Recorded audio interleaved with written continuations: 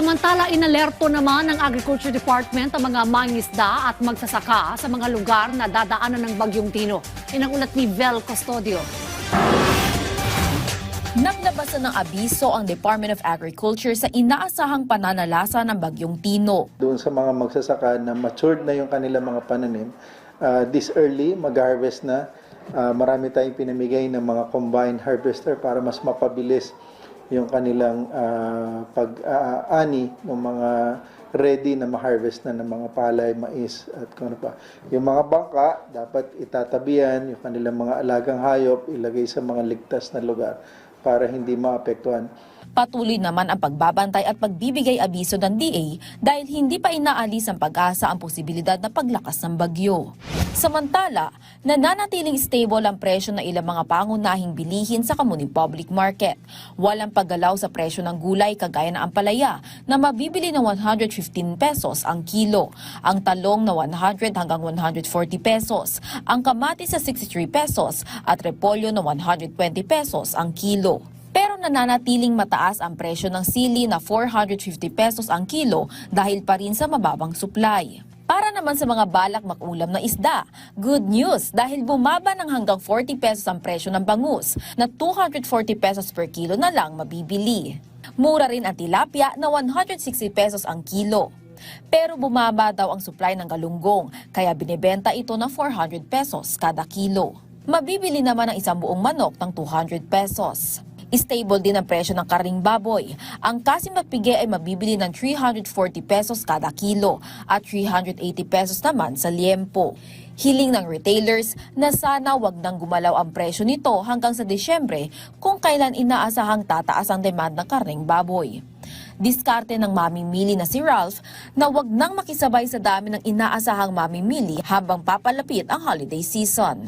Maaga po kasi marami rin po kasing bibili. Ayaw niyo na makipagsabayan? Hindi na po. Ganun po kasi kami tuwing Pasko tsaka New Year po. Bili na lang po sa palengke, sabay ipoprozen na lang. Nananatili ring stable ang presyo ng local rice na nasa 37 pesos hanggang 43 pesos ang kilo sa Kamuning Public Market. Pero kagaya noong nakaraang linggo, mataas pa rin ang presyo ng imported rice sa 45 hanggang 58 pesos depende kung ito ay regular milled, well-milled o premium rice. Aminado naman ng DA na duminipis ang supply ng imported na bigas sa mga bodega. Talagang makita natin halos maubos na siya by the end of the year.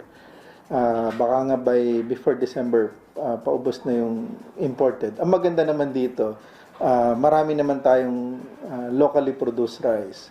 Isa na rin siguro ito sa pagkakataon na yung ating mga kababayan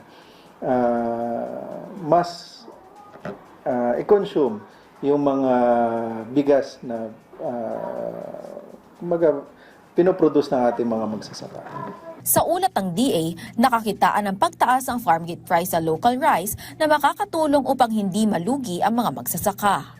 Ang main objective nito ay una, maging matatag yung presyo ng palay. Pangalawa, base doon sa data natin noong September, October, ay yung presyo ng bigas ay nananatiling stable din.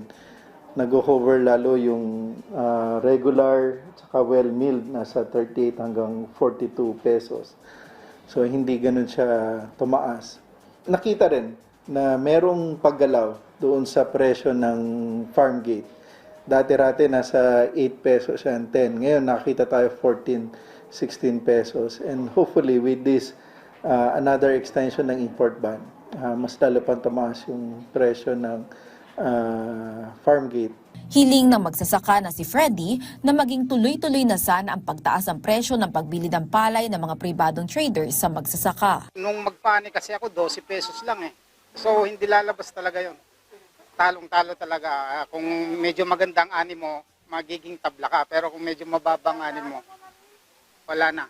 Magkano po ba dapat? Siguro po, yung sa 17 po, 17 to 18, pwede na yon.